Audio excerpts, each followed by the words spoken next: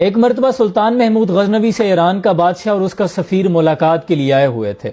دن بھر سلطنت کے امور پر تبادلہ خیال اور بات چیت ہوتی رہی۔ رات کا کھانا کھانے کے بعد ایرانی بادشاہ اور اس کے سفیر کو مہمان خانے میں آرام کرنے کے لیے بھیج دیا گیا۔ سلطان محمود غزنوی نے خود بھی مہمان خانے کے قریب ایک خیمہ نما کمرے میں قیام کیا کہ مہمان نوازی میں کوئی کمی نہ رہ جائے۔ تقریباً نصف شب سلطان محمود غزنوی نے خیمے کے اندر سے خیمے کے باہر کھڑے غلام کو آواز دی، ایاز فوراً پانی کا لوٹا اور خرمچی اٹھائے سلطان محمود غزنوی کے خیمے میں داخل ہو، اور ایرانی بادشاہ یہ سارا منظر اپنا خیمے کا پردہ ہٹائے دیکھ رہا تھا، اور ساتھ ہی ساتھ سلطان محمود غزنوی کے غلام کا خیمے سے باہر آنے کا منتظر بھی تھا۔ اسے کوئی سوال جیسے اندر سے بے چین کیے ہوئے تھا۔